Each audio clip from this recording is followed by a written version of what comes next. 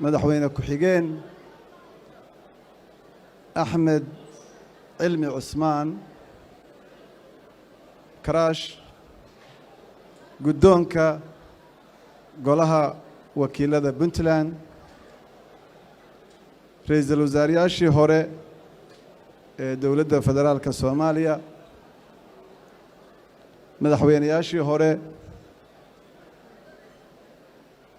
دولة قبليات كبنتلان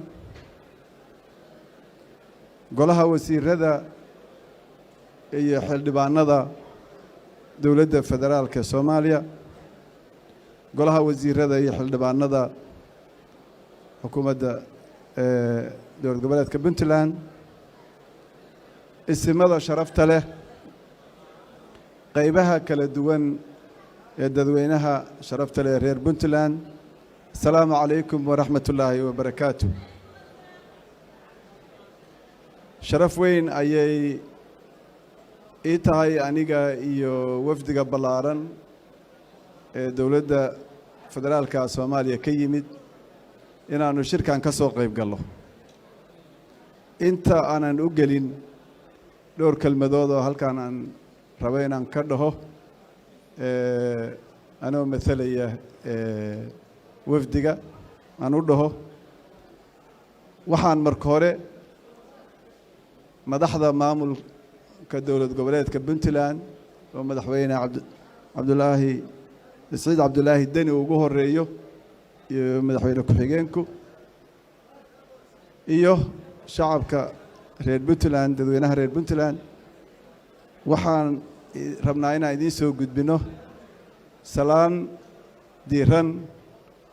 oo madaxweynaha dowladda federaalka ee Soomaaliya Maxamed Cabdullaahi Farmaajo iyo ra'iisul wasaaraha dowladda federaalka ee Soomaaliya Xasan Cali Khayre ay noo soo dhiibeen waxay kaloo na soo fareen inaanu bogaadin ka gaarsiino madaxda dowlad goboleedka Puntland horumarka ay Puntland sameynayso iyo shirkan oo ay guul u rajeeyeen salaan iyo ammaan badan ayay u soo fareen madaxda iyo dadweynaha reer Puntland oo madaxda dowladda federaalka Soomaaliya iyo runtii dareenka dadweynaha Soomaaliyeed ee gobolada kaleetada ay u qirsan yihiin inay yihiin reer Puntland dad sharaf leh oo dowladnimada Soomaaliya soo celinteeda kaalin weyn ka geystay salaanta kadib waxaan rabnaa inaan u mahad celino anoo ku hadlaya magaca wafdiga dowladda federaalka madaxweyne سيد عبد الله الدني مدحوينه كحيجينكا iyo gaar ahaan guddiga qabanqaabada shirka iyo gudoomiyahooda wasiir dhaban cad oo si fiican oo qiimo leh oo sharaf leh noo soo dhaweeyay ilaa maalintaanu nimid oo na karaameeyay waxaan kaloo guddiga qabanqaabada ku amaanaynaa sida quruxda badan oo ay shirka u soo diyaariyeen iyadoo ay hawlo badan u tiilay xalayto ilaa iyo 2 iyo 3 bay nala soo xiriirayeen iyagoo wali shaqeynaya saakana waa soo dheelmadeen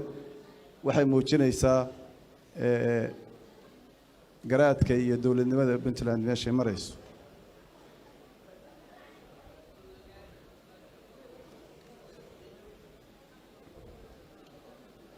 waxaan anigu si gaar ah u amaanaya madaxweyne Saciid Cabdullaahi Deni maamul wanaaga uu ku soo kordhiyay ismaamulka Puntland isaga oo ku sii duldhisaya dadaalkii ay soo galeen madaxdii ka horeysay laakiin ay muuqato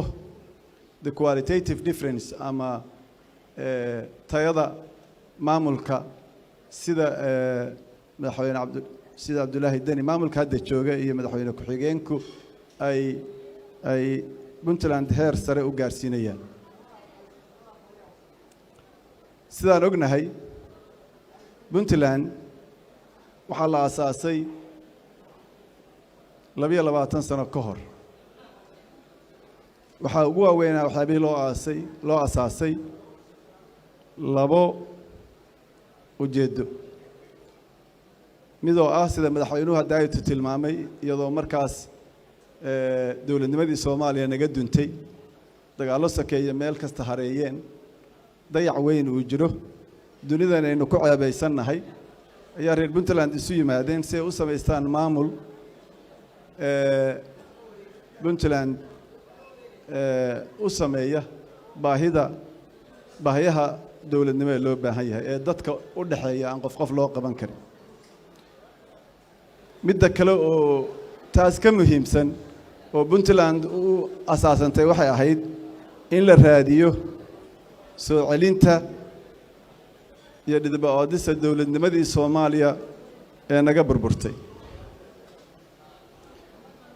waxaan rabaa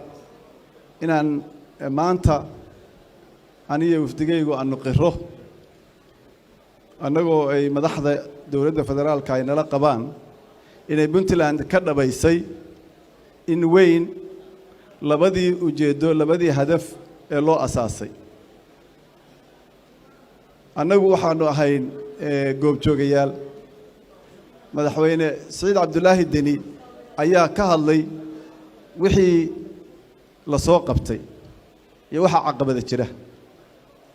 caqabadaha jira waxaan u daynayaa intii madaxweynuhu tilmaamay waxaan kaliya tilmaamayaa anigu goolihii la gaaray annagoo u baahan inaynu haddaynu Soomaali nahay aynu markasta dhanka wanaaga iyo positive-ka wax ka fiirino dagaalka sokeeye wuxuu leeyahay ceeb ah oo dheeraada iyo dawlad la'aantu dadka waxay ka dishaa kalsoonida dadku waxay develop gareeyaan ama ay yeeshaan attitude negative oo inta badan waxa halaysan kaliya ee la tilmaamo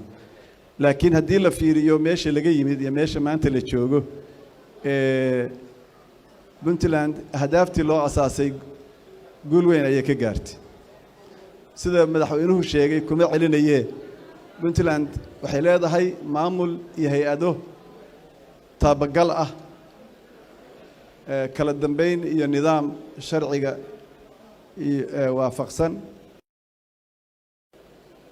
kaabiyaashii dawladda ayaa xoogan madaxweynuhu wuxuu inoo sheegay in 3 aeroboor caalami ay jiraan madaxweynuhu wuxuu inoo sheegay 22 jaamacadood oo aan jirin waqtigii Puntland la asaasay inay jiraan waxaan jeclaan lahaa inaan ammaanta la wadaago daayto halkan laga sheegay asaasayaashii Puntland oo isugu jiray ismo iyo siyaasiyiin oo inta dhintayna aan u duceyno ilaahay inuu ajar ina ka siiyo ilaahay u naxariisto inta nool ilaahay caafimaad u kordhiyo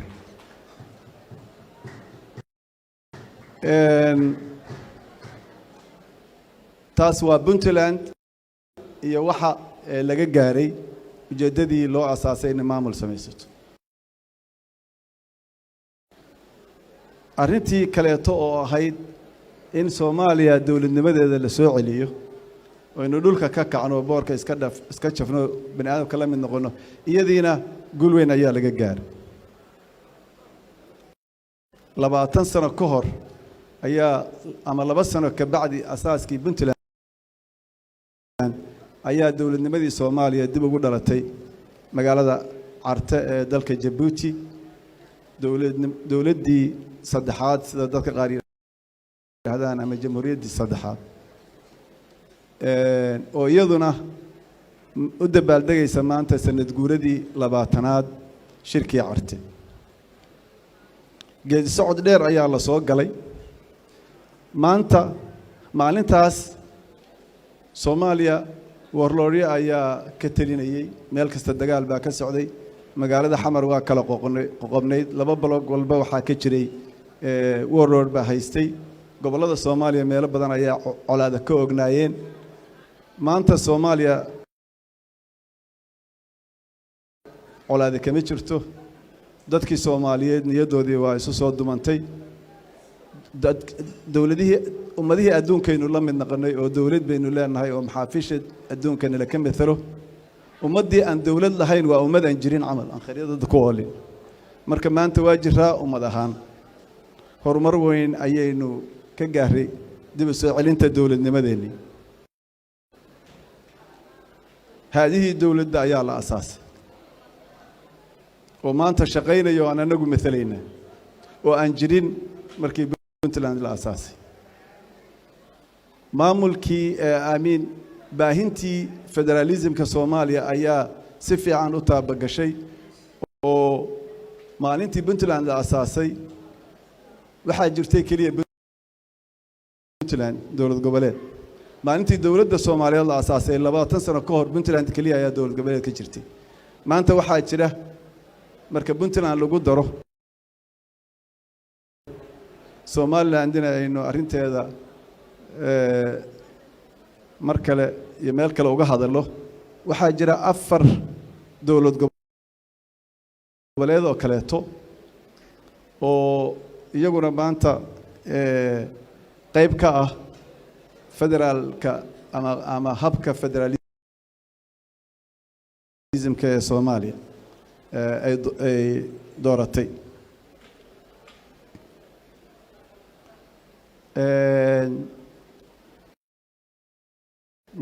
waxaasoo dhan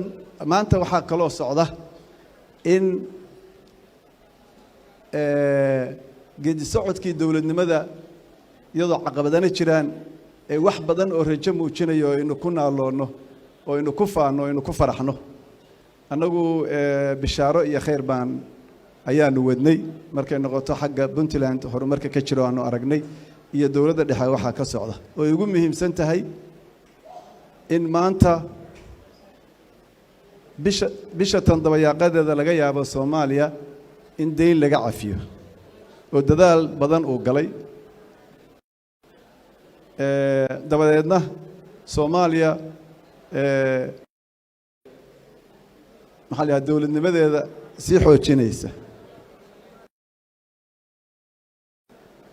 waxaa kaloo saan sheegay aynu ku soo noqolay maxfaladii adduunka oo dawladnimadeennii iyo international personality ama shakhsiyadii dad jira aynu lahayn ayaa soo noqotay haddaan dadku dawlad lahayn qof waa u noolaan karaan waa u jiri karaan laakiin ma laha international personality maanta waxaynu leenahay international personality in badan oo wanaagaas la gaaray dadka Soomaaliyeed meel ay joogaan waxay u qirayaan inay Puntland abaalka in badan ay leedahay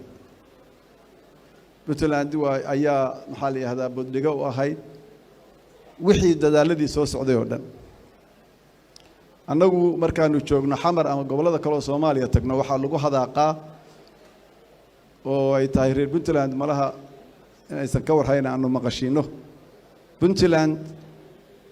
sida ay u horeyso iyo kaalinta ay kaga jirto soo celinta dawladnimada Soomaaliya in badan oo kale iyo in la sii dhameystiro dawladnimadaasna waa looga fadhiyaa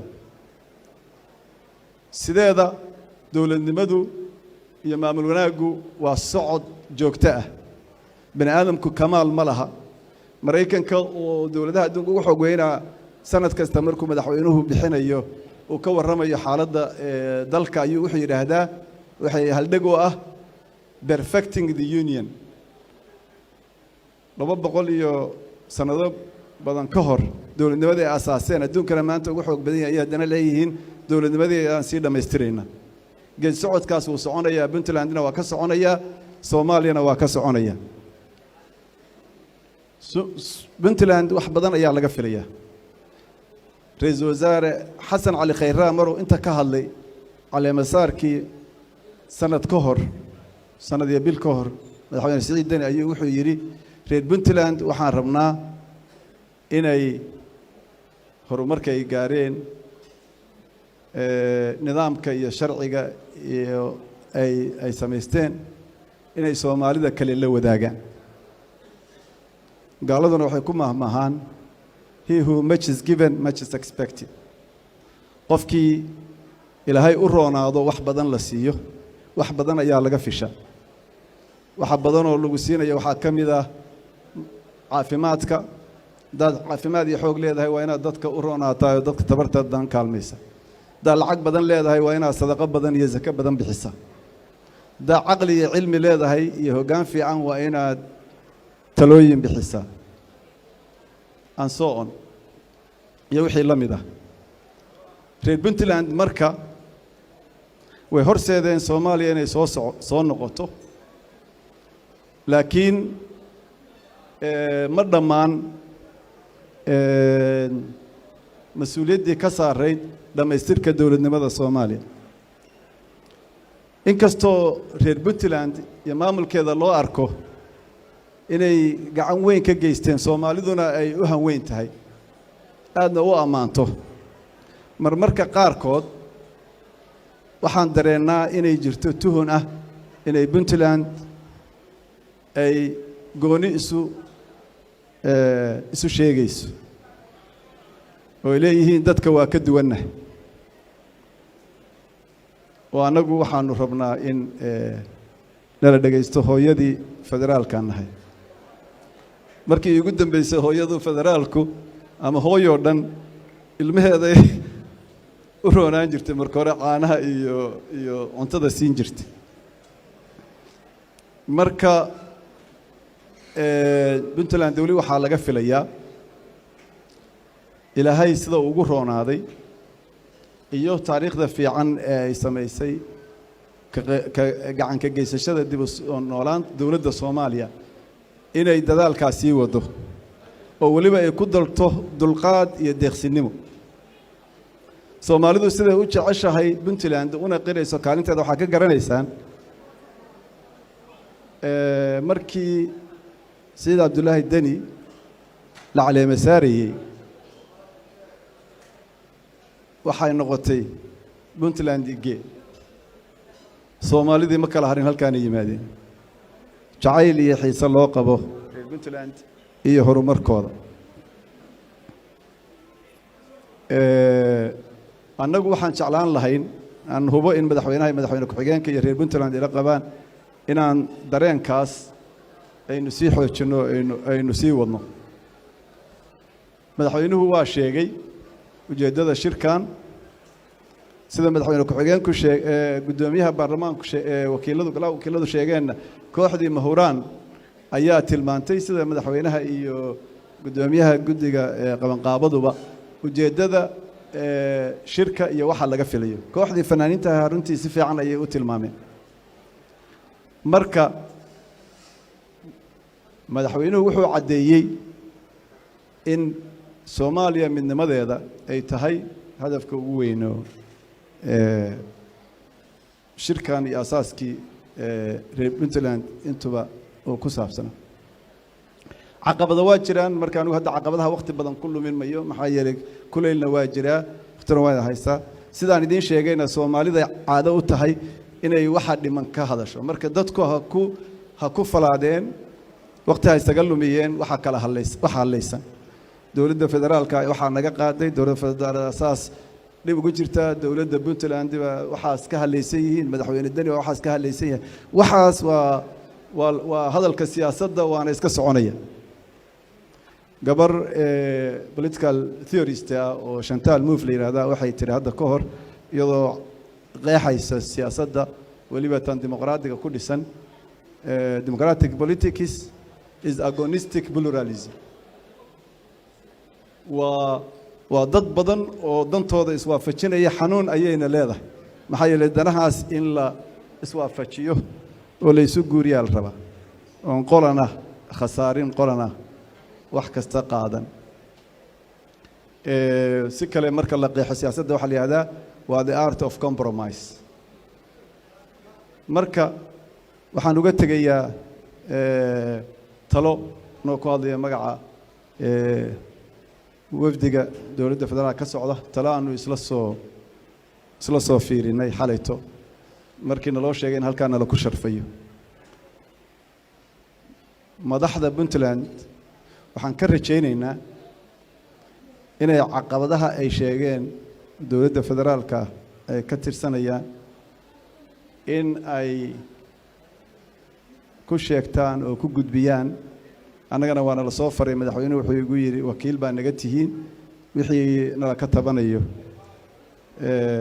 waadna matashaan in lagu sheego si walaalnimadii iyo wadajirkii ummadda Soomaaliyeed aan wax yeelayn waxa la yiri raadka ugu xun oo dagaalada sokeeya ka dhashay waxa kamid ah kalsooni xumo iyo tuhun mistrust iyo lack of confidence oo dadku isku qabaan dad aan isku kalsoonayn oo is aaminsanayn wax ma wada dhisan karaan xataa ninka iyo naagta isqaba hadaysan isku kalsoonayn ma wada noolaan karaan ninku wuxuu ka shaki qabayaa in raashinka sun loogu daro marka maadaama aan colaado ka soo baxnay horumar badanna sameynayno waxaan u baahanahay inaan kalsoonideena dib u soo celino kalsoonida marka waxa la yiraahdaa waxa jira formula la yiraahdo do no harm ama ha uga darin haddii dadku colaad ka soo doogeen colaad ka yimaadeen si kalsoonideedii dib loo dhiso hadal iyo ficilba waa inaan arrintu meeshii joogto looga darin sidaa daraaddeed waxaa loo baahan yahay xigmad khilaafiyaadka dabiiciyan jiri kara in la maareeyo iyo khilaafaadka inaan la gaarsiin meel uusan joogin oo aan laga dhigin wax maaragtay aan laga dul imaan karin federalismka Soomaaliya waa sharciga dalka uu soconaya Puntland kaanida Soomaaliya ku leedahay qofna ma inkiri karo Soomaaliya oo dhan baa qiraysa constitutionka Soomaaliya waa la dhameystirayaa laakiin constitutionka xataa lama dhameystiri karo haddaan kalsooni la isku qabin ayayday waxay dhihi jirtay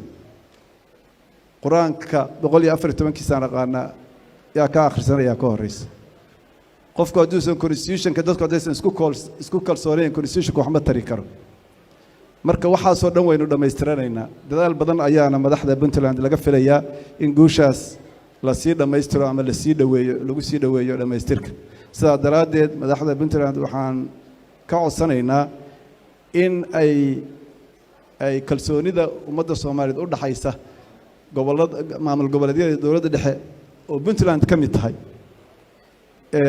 kalsoonidaas sidii loo xoojin lahaa inaan idaacadaha wax la isu marin laga wada hadlo annagu hadda madaxda dowladda dhexe ee Soomaaliya oo dhamay dhowr bari garow yimaadeen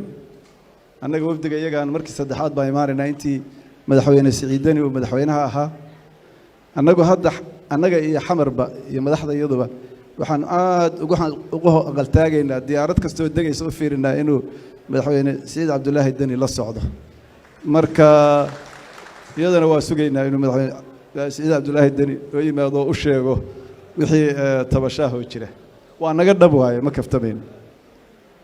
uma aanani ma halkaan inaanu maaragtay aweelino dadka laakiin dhabtu saas weeye Soomaaliya waa sida jirka bani aadamka dowladda federaalka ahi waa jirkii madaxii dowladda goboleedyaduna waa xubnihii jirka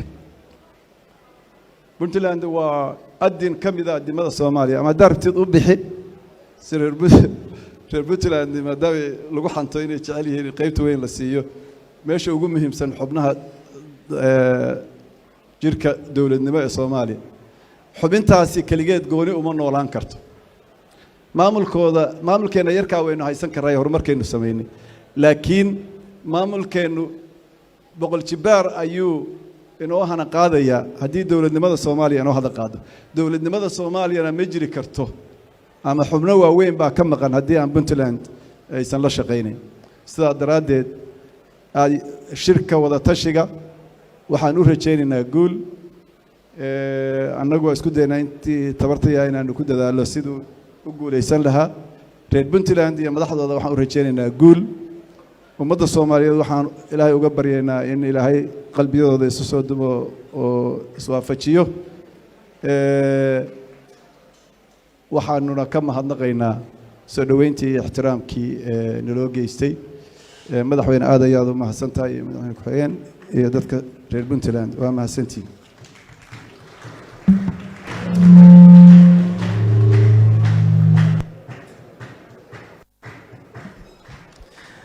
aad iyo aad ayuu mahadsan yahay wasiirka wasaaradda arrimaha dibadda ee Soomaaliya Axmed Ciise Cawad oo hogaaminayay wafdiga